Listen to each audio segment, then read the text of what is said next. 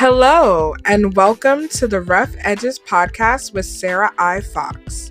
In this podcast, I will guide you through my faith and mental health journey to dispel the stigma surrounding mental illness and to create an empowering resource for those who wish to discover more about these topics. I pray that this podcast will not only bless you, but that it will bring growth and healing to our communities. Hello, everyone, and welcome back to another episode of Rough Edges. I am so excited about today's episode because it marks the first installment of season 5 of the Rough Edges podcast. And I am just beaming with excitement because when I first started this podcast, I didn't think I would get to season 2, let alone season 5. And so that's just a testament to how much this platform has grown over the past couple of years. And so before I dive into today's episode and what you can expect for the rest of the season going forward, I wanted to introduce a fairly new segment called Highs and Lows for the Week. And this segment was voted by my podcast community. And it's so amazing because I used to do this segment in the early days of the podcast. And it's just amazing how it all came full circle. So for highs and lows of the week, I'm going to be recapping some high moments and some low moments of my past week at the time of this recording. And so I'm going to start out with the lows just so we can finish off with the highs. So for my low moment, I got into a bit of a disagreement with my family, and that kind of left me feeling like I was alone, especially when dealing with my emotional health. But it was resolved by the weekend, thank God. So it wasn't really that much of a low moment by that point, but it was still low nonetheless. And on to the high of the week, my grandma turned 85 and we celebrated her birthday by taking her to Olive Garden. And she was just overwhelmed with gratitude because it was a bit of a surprise, but she enjoyed it and it was so happy to see her celebrate this milestone. I wanted to give you an overview of what season 5 was going to look like and what you can expect from this season moving forward. So, this season is mainly going to be reflections from yours truly, and it's going to be more personal anecdotes from my life, and it will also give you a clearer picture of how faith helps me with managing my mental health. I will also be giving an overview of what living with bipolar disorder looks like, especially for a Black woman in America. And I will also be giving practical tips that have helped me and other things that have given me hope in the midst of dark struggles. So that is just a brief overview of what this season has in store. And the reason why I decided to do this now is because I've gotten a lot of feedback from my listeners and they said that they wanted to hear more from me.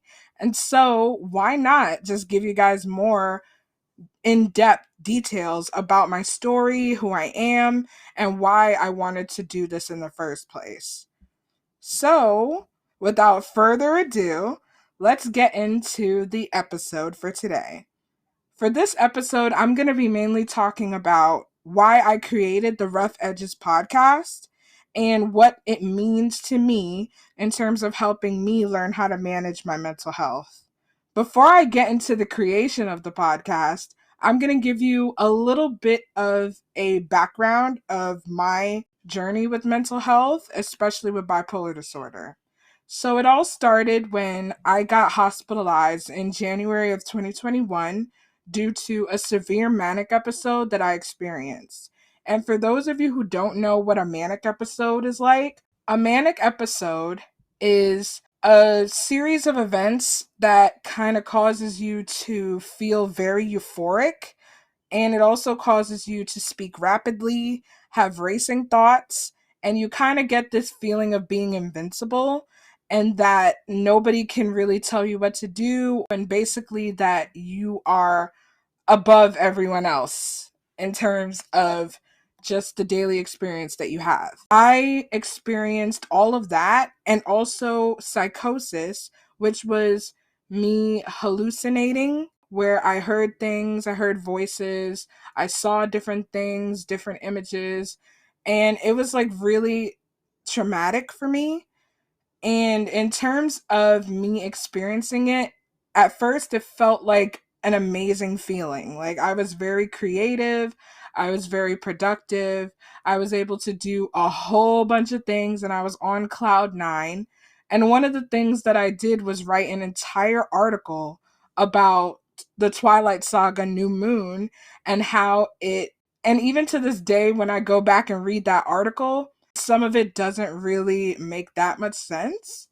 And so it's just interesting to see that I was so far into this experience that I didn't really know that what I was doing wasn't like creative genius. It was really just me being incoherent and inconsistent in my thought patterns.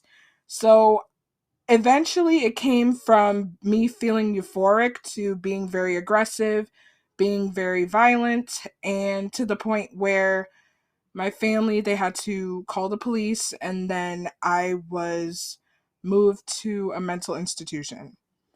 And so I spent almost a month in the mental institution, and I came out with a very daunting sense of responsibility and the fact that I had to learn how to manage life after being diagnosed with bipolar disorder. And every time I tell this part of the story, it's just so vivid in my memory. But the day that I got diagnosed, a nurse came to me and she gave me this packet. And she said that she and the other nurses were speaking to the doctors and they came up with a consensus about my diagnosis. And so she gave me the packet and told me to read it over, and that if I had any questions, I would just come back and ask them. So I went to my room, and when I saw the packet, I immediately burst into tears because on the packet was the words bipolar disorder in big bold letters. And I was just very confused. I was thinking, why do I have this? How do I have this? And what is going on? Because up until that point, for me, bipolar disorder always had like a negative connotation to it, where you would hear things like, oh, stop being so bipolar, or oh, the weather is so bipolar because it went from sunny to rainy in like a matter of minutes.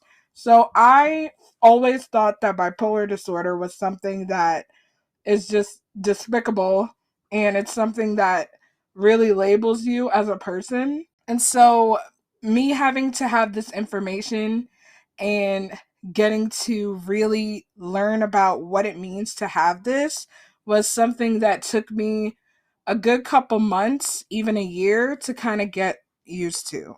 Life after being released from the hospital was no walk in the park. I will definitely say that. I was on medication. I had to adjust to like being at work with this medication, and it made me feel like a zombie. And it also made me gain a lot of weight. And I've just felt sluggish and jaded throughout the day. And it's not to say that medication is not useful. I mean, it's definitely helped me in regulating my emotions and making sure that my mania stays at bay. But when you first start and your body's getting adjusted to it, it can have a lot of side effects and also some tolls on your body. And also, I'm not a medical doctor, but I'm just letting you know my experience.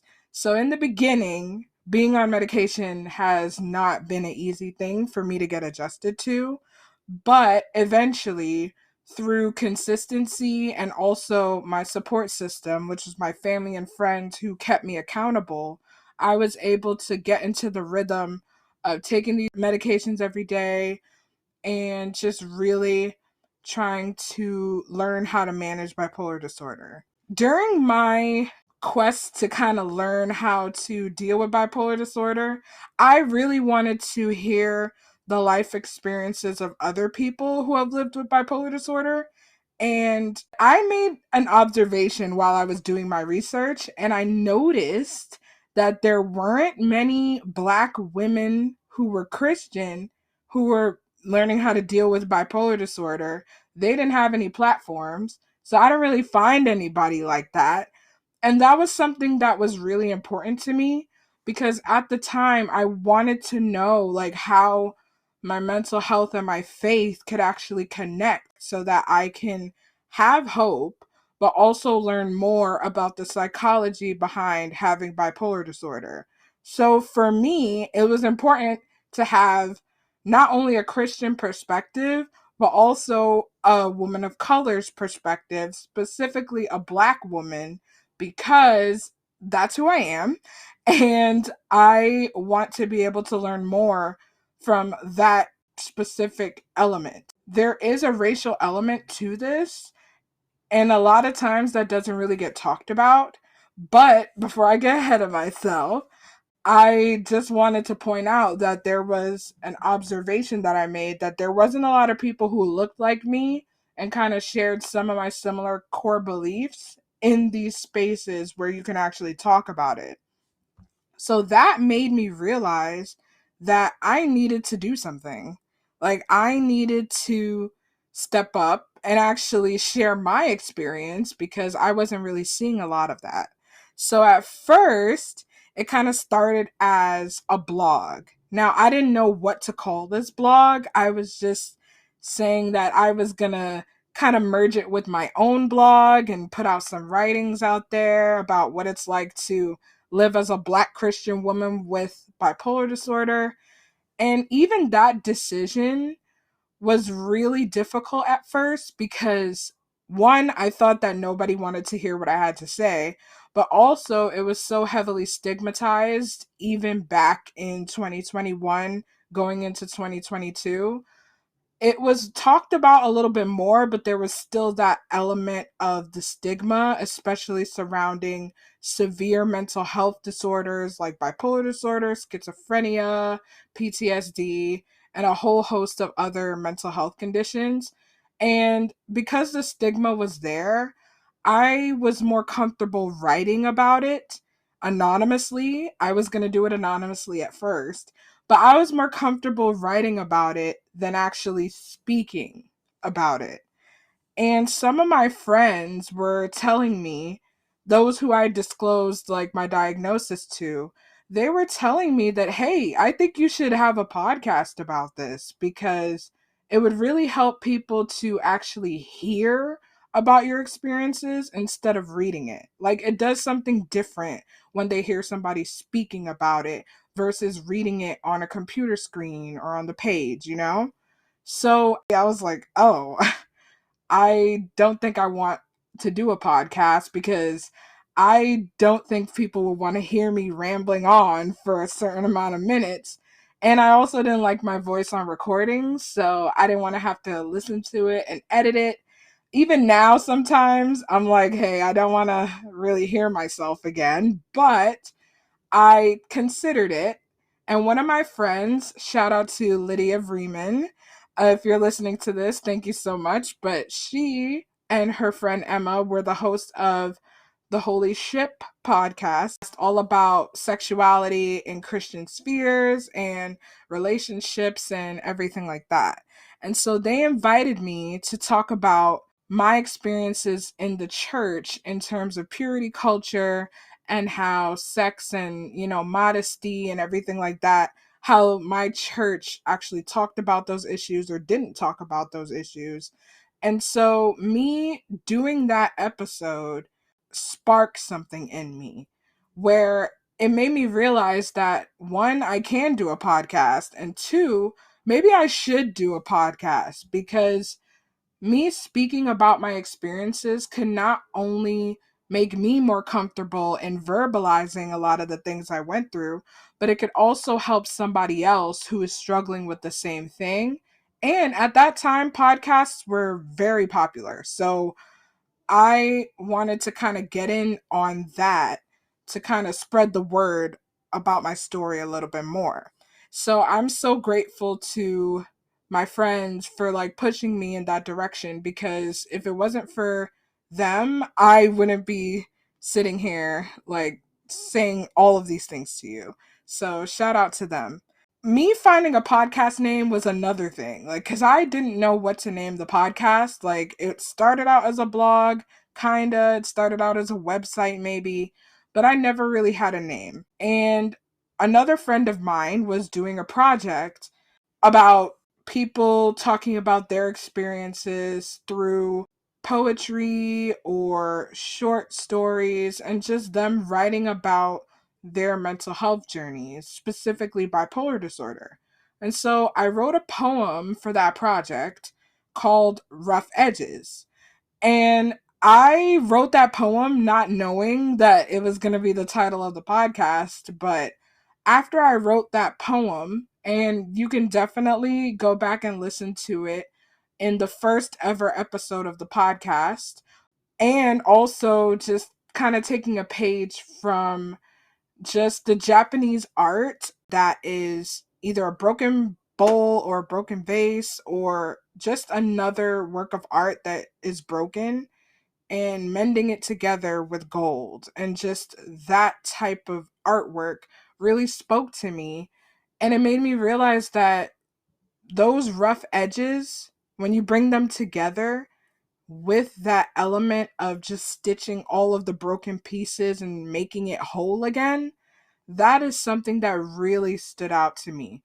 So I wanted to name the podcast Rough Edges, not only because of the poem that I wrote, but because of the image of God using our rough edges and mending them together to create something new and something beautiful.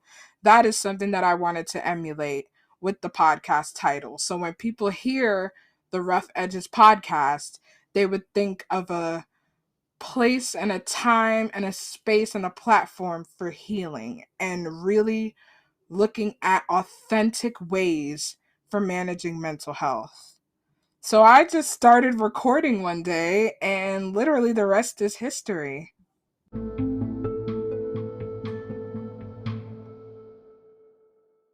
Hello again. Before you dive into the rest of today's episode, I just wanted to say thank you so much for your support and for hitting that play button. If you want to expand on that support, here are 3 ways that you can do so. 1. Leave a review. If anything in today's episode resonated with you, or you want to share how the podcast changed your life, you can do so by leaving a review on Apple Podcasts or Podchaser. 2. Check out our shop.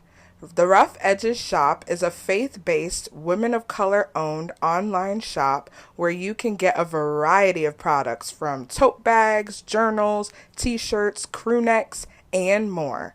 20% of the proceeds go to a mental health organization. So check it out at roughedgespodcast.com/shop. 3. Connect on social media. Rough Edges is on a variety of social media platforms, including Instagram, Facebook, TikTok, and more.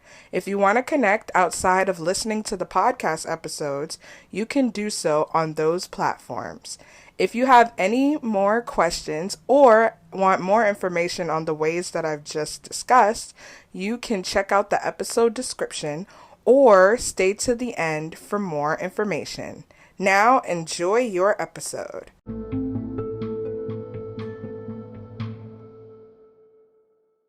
So, what is the purpose and the mission behind this podcast? Well, I created this podcast mainly for other neurodivergent women of color to kind of help them navigate the theological barriers and the psychological stigmas that are surrounding their mental health journey, and also to give them practical tools for finding hope through faith during the mental health journey. So that was the main crux of me starting the Rough Edges podcast, but it is also a safe space to have honest conversations about mental health. Like I was saying earlier, there's like a huge stigma surrounding mental health as a whole, and people with mental health conditions that are on the more severe side of the spectrum. And so, with this stigma, there are still a lot of conversations that need to be had in order for us to get more comfortable about speaking about these things. And I also wanted to create Rough Edges as a way to empower other people, not just neurodivergent women of color, even though that is like the target, but it is really open to everybody as well. And it really helps to empower others to embrace hope in their healing journey and to find the intersection between faith and psychology. So that is really the purpose and the mission behind me creating the Rough Edges podcast. With that, I wanted to take this time to close on a very sentimental note to kind of talk about how has it been in terms of me doing this podcast. I have been doing Rough Edges now for 2 years, and it has been such a wonderful journey, not only in me getting more comfortable about talking about these things, but really the community that has come from me creating this platform. So I've met a number of mental health advocates, caregivers, even friends and family in different communities, people who are struggling with not only bipolar disorder, but also with different mental health conditions all along the spectrum. And me just getting to connect with those amazing people is something that really gave me the confidence to want to keep going and actually want to foster a safe space and a community for other people who are newly diagnosed or have a loved one that's newly diagnosed and they don't really know what to do. And so, in addition to me doing this for like 2 years now, I have also created a shop with one of my good friends, Marilette Sanchez, and she and I have been able to cultivate a hub for different merchandise. So we have like crew necks, journals, tote bags, all with the hope of fostering more conversations through these clothing items and different merchandise items and just really keeping the conversation going there.